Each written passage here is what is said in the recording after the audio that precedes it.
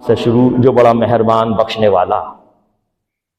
ایسی نامور سورہ شریفہ کو یا یوں کہیے کہ قرآن پاک کی تلاوت کو میں شروع کرتا ہوں اللہ کے نام سے جو بہت مہربان ہے، اپنے سب بندوں پر اور مسلمانوں کی خطاؤں کا بخشنے والا ہے. اس نے اپنے کرم سے ہم کو یہ سکھلایا اور سورہ کریمہ کو یوں شروع فرمایا کہ کہا کرو میرے بندو. کیا کہا کرو؟ الحمدللہ رب العالمین. ساری حمد اللہ ہی کے لیے ہے، ساری تعریفیں اللہ ہی کے لیے ہیں. پروردگار ہے سارے جہانوں کا. سارے جہان کو کیا کر رہا ہے رب؟ وہ پال رہا ہے. رب العالمین سارے جہان کو پال رہا ہے. یہی نہیں، دوسرے جو جہان ہیں ان کو بھی پال رہا ہے. ساری خوبیاں، اچھائیاں، برتریاں، حمد صرف مخصوص ہے اللہ ہی کے لیے. خواہ وہ حمد میری ہو، یعنی میں حمد کروں، اللہ تعالیٰ کی تعریف کروں، یا دوسرے لوگ کریں، کوئی گناہگار کریں یا نیکوکار کریں، یا اولیاء کی جماعت ہو یا انبیاء کی ہو، یا طے کرے حمد. جو سب سے زیادہ تعریف اگر اللہ تعالیٰ کی کسی نے کی ہے اس دنیا کے اندر، اس جہان میں، تو وہ رسول مقبول صلی اللہ تعالیٰ علیہ وسلم ہے. کہہ رہا ہے طے کرے حمد سید الانبیاء کی. وہ اللہ جو پالنے والا ہے، پروردگار ہے اس جہان کا، اس جہان کا، غرض سارے جہانوں کا پالنے والا ہے. الرحمن الرحیم، بڑا مہربان بخشنے والا، اور اپنے سب بندوں پر بڑا مہربان ہے.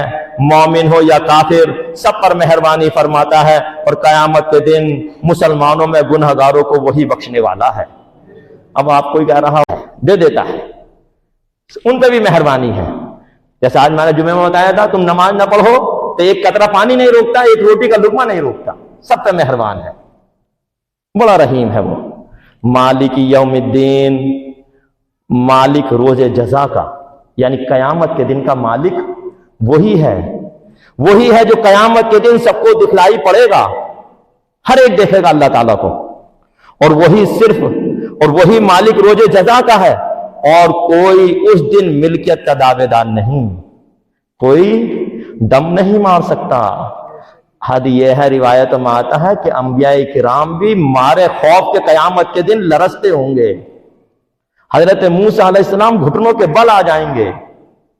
سارے لوگ سارے کے سارے ڈر رہے ہوں گے. وہ مالک ہے بس قیامت کے دن کا.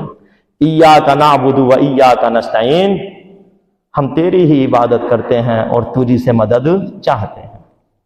آؤ اس سے کہیں اے میرے اللہ. اس سے کہیں ہم اللہ تعالیٰ سے کیا کہ اے میرے اللہ، اے میرے پروردگار، اے میرے مہربان، اے میرے بخشنے والے، اے میرے مالک، ہم اقرار کرتے ہیں کہ ہم تیری ہی عبادت کریں. بس یہ ہے ہمارا وہ عقیدہ توحید جس کو ہم نے کلمہ توحید سے پایا اور مانا، اور اس کے خلاف کو شرک جانتے ہیں.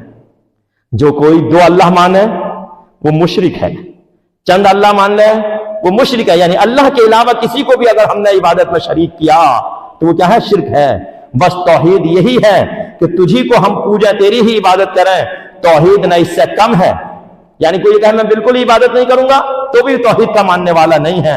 نہ کچھ زیادہ ہے، نہ اس میں اللہ کے علاوہ ایک کے علاوہ دوسرے کو شامل کر سکتے ہیں.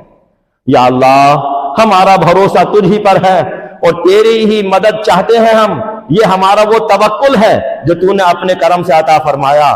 ہر مدد کرنے والے ہاتھ میں تیرا ہاتھ ہمیں صاف نظر آتا ہے. اولیاء انبیاء نے جو کچھ مدد فرمائی وہ فرما رہے ہیں اور فرماتے رہیں گے قیامت تک، لیکن ہم نے ہر مدد میں تیری ہی مدد دیکھی. ہم مزار پہ کھڑے ہو کر دعا مانگتے ہیں تو مانگتے رب تعالیٰ ہی سے ہیں. ہماری مدد ہوتی ہے تو ہمارا عقیدہ یہی ہوتا ہے کہ اللہ ان کے ذریعے ہمیں عطا کر رہا ہے. ہاں تیری ہی مدد دیکھی. جس سے مدد مانگی تیرا سمجھ کر، تیری مدد کا مظہر جان کر، جو اس کے خلاف ہے، تجھ پر توکل نہیں رکھتا، جو تجھ پر بھروسہ نہیں رکھتا، وہ تیری توحید کا ماننے والا نہیں ہے.